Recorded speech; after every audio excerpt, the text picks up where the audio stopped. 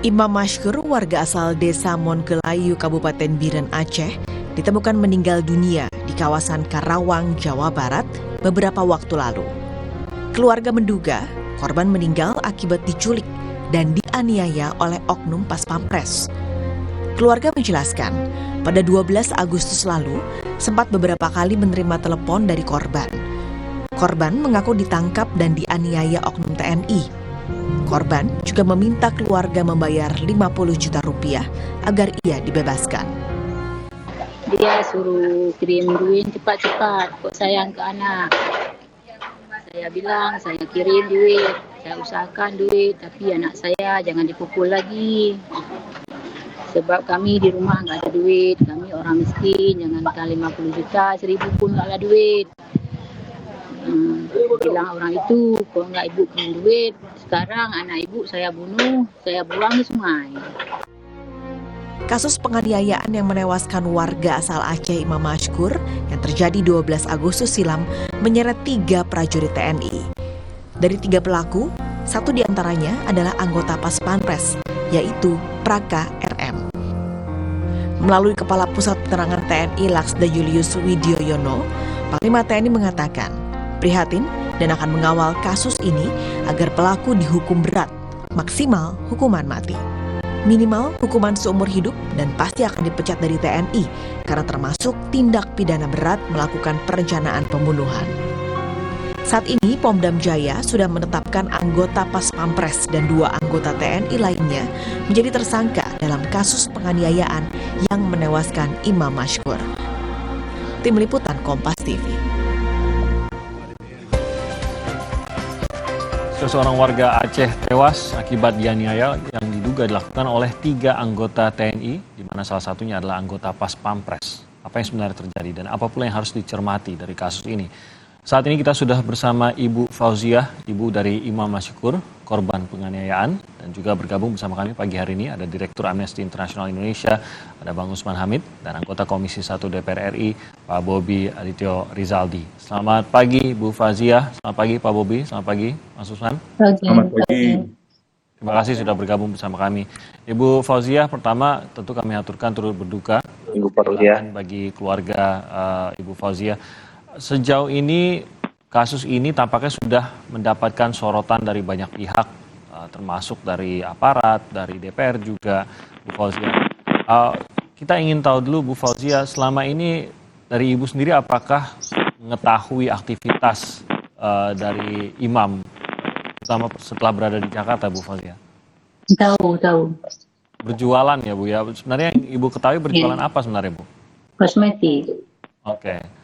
Dan apakah Ibu mengetahui mengenai mungkin siapa interaksi dari Imam, temannya, apakah interaksi juga dengan TNI, pernah berceritakah? Tidak.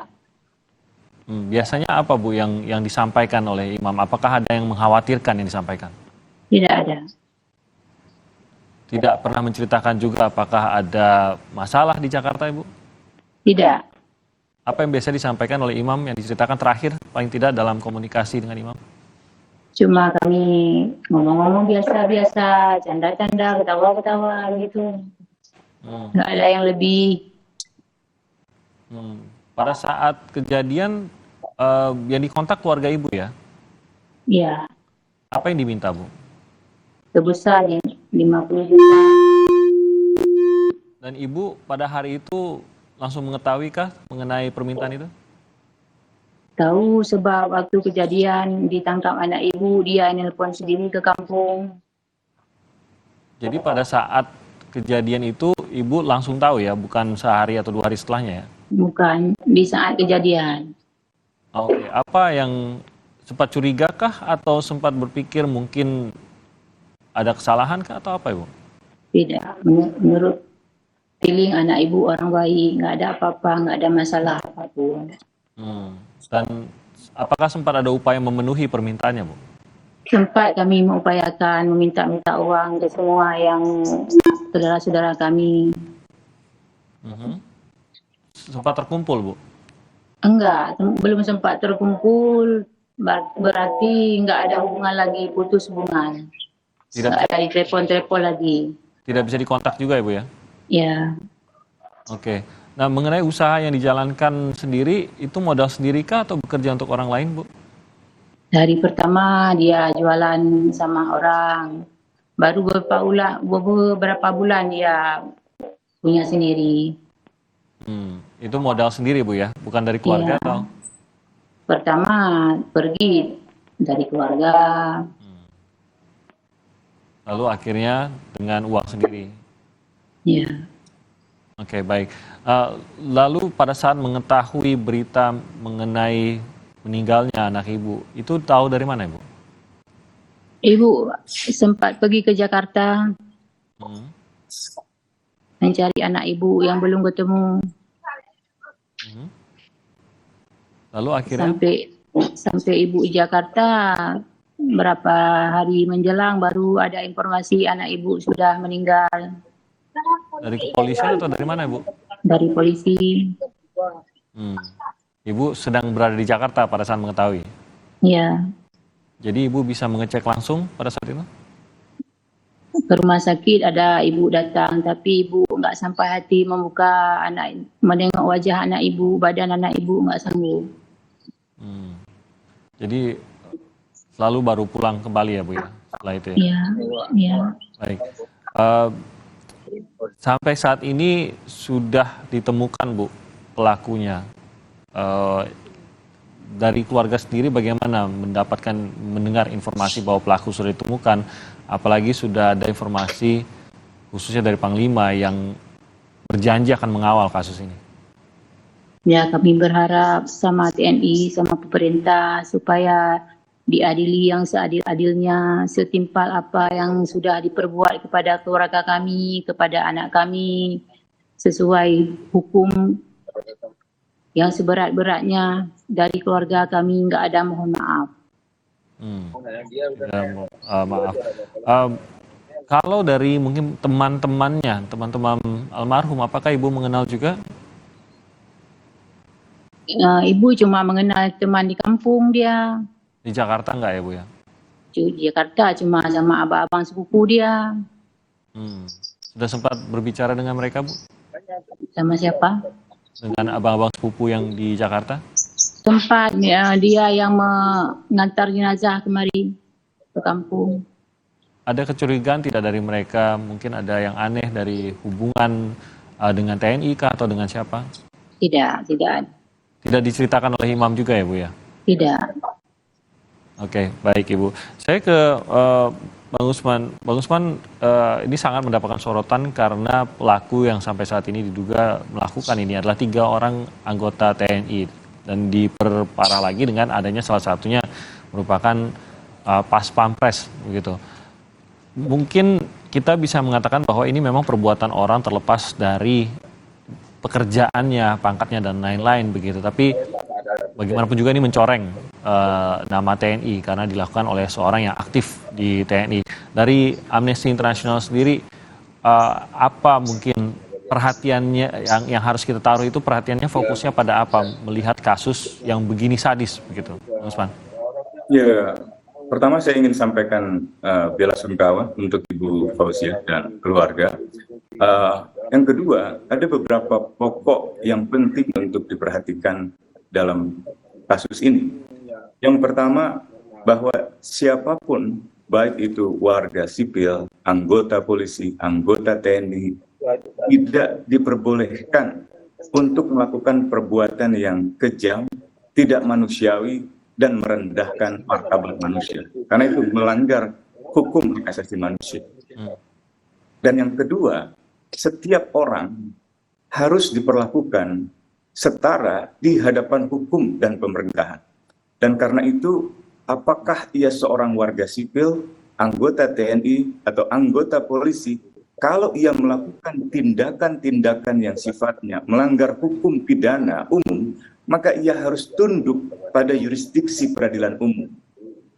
Sayangnya, dalam banyak kasus ketika anggota TNI terlibat di dalam pelanggaran hukum pidana umum, ia tidak diajukan ke peradilan umum, melainkan diajukan ke peradilan militer. Ia dijauhkan, dihindari dari jangkauan penegakan hukum. Dan biasanya dalam banyak kasus di pengadilan militer, proses hukum yang berujung di pengadilan pertama misalnya dengan pemberhentian dari kedinasan belum tentu dilaksanakan karena dalam sejumlah kasus misalnya penculikan dan penyiksaan serta pembunuhan aktivis tahun 97-98 dan juga penghilangan paksa, mereka yang terlibat dibawa ke pengadilan militer, divonis bersalah, diberhentikan dari dinas kemiliteran, belakangan kita tahu tidak pernah diberhentikan, justru mendapatkan promosi kepangkatan, jabatan, sampai di tingkat perwira tinggi jenderal. Nah, yang ketiga yang penting diperhatikan dalam perkara ini adalah modus dan motif dari peristiwa penculikan, penyiksaan, dan pembunuhan terhadap Imam Mashkur, yaitu pemerasan. Nah, kita sudah lama mengetahui banyak sekali oknum aparat yang melakukan pemerasan terhadap warga masyarakat. Dan itu bukan hanya sekali dua kali, banyak kasusnya. Dan biasanya itu terjadi dengan berbagai alasan. Pertama, tidak ada penghukuman. Yang kedua, biasanya atasannya juga melakukan pungutan, setoran, atau pemerasan.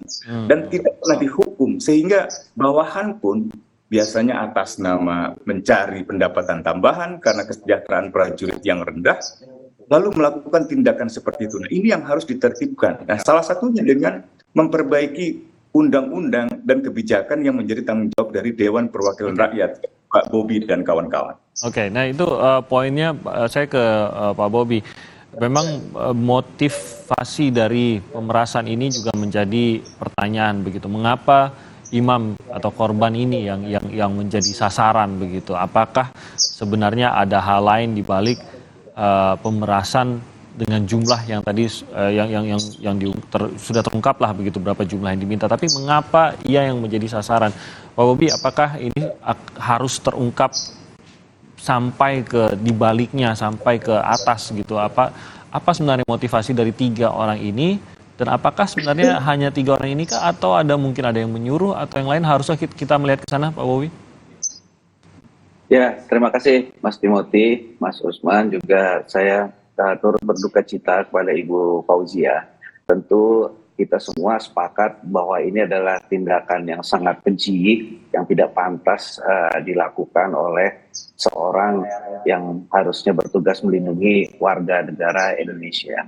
Oleh karenanya, kami juga ingin hal ini diusut tuntas, bukan hanya diidentifikasi masalahnya yang kelihatan di muka saja, tapi itu betul apakah ada orang lain yang terlibat, dan juga ini diproses secara hukum dengan sebaik-baiknya dan secepat-cepatnya dan juga seadil-adilnya. Saya sepakat bahwa memang perlu ada revisi ya Undang-Undang Pengadilan Militer, karena undang-undang ini kan dibuat Undang-Undang 31 ini tahun 97, sedangkan dengan ada TAP MPR tahun 2000 dilanjutkan dengan Undang-Undang 34 tahun 2004, ada beberapa hal yang secara teknis ini saya rasa perlu, karena sudah lebih dari hampir 10 tahun lebih ini harus diperbarui, karena dalam pasal-pasal di KUHP-nya pun sudah ada pemutakhiran. Yang dulunya itu pasal 368 mengenai pemerasan ini juga sudah diperbaharui di Undang-Undang KUHP yang baru ya dengan pasal 482, sehingga dalam proses-prosesnya itu bisa memberikan rasa keadilan kepada masyarakat. Dan saya sepakat juga bahwa ini bukan hanya kita melihat yang si pelakunya, tetapi secara apakah ini dengan motif ekonomi yang kita banyak dalam beberapa waktu terakhir ini ada tindakan-tindakan yang sangat keji sampai ada pembunuhan dengan latar belakang ekonomi. Ini kita perlu sama-sama mencari solusinya. Apakah memang ada satu hal yang sistemik perlu diperbaiki dalam sistem pembinaan dan pengawasan prajurit TNI, atau ada hal lainnya? Oleh karenanya saya di Komisi 1 juga akan mendorong bahwa kasus ini segera dituntaskan dan juga dicari akar masalahnya, dan juga kiranya ada aktor-aktor lain yang berhubungan dengan hal ini. Banyak paling tidak ahli yang sudah mengatakan bahwa tampaknya kalau hanya ekonomi dalam hal ini meminta sejumlah uang tertentu, tampaknya terlalu sederhana gitu Pak Bobi. Apalagi ini dilakukan oleh anggota TNI yang memiliki kemampuan, ya sudah ditempa yang seharusnya mentalnya lebih kuat begitu. Tidak semudah itu seharusnya bisa sampai mengambil nyawa hanya karena motif ekonomi begitu. Apakah Anda juga melihat hal ini? Ya tentu kami sebagai perwakilan masyarakat juga tidak ingin dan penyampaian yang bersifat spekulatif ya. Yang ada adalah kami akan mengawasi prosesnya dan juga nanti bagaimana tindakannya dan juga bagaimana vonisnya. Untuk hal yang tadi ya kita menunggu dari pihak militer bagaimana pengembangan dari kasus tersebut. Baik, kita akan lanjutkan lagi juga nanti bagaimana komitmen bahwa kasus ini harus tuntas dan transparan, mungkin dari harapan dari keluarga juga terkait dengan jalannya nanti khususnya di peradilan. Kami akan bahas usai jeda berikut ini.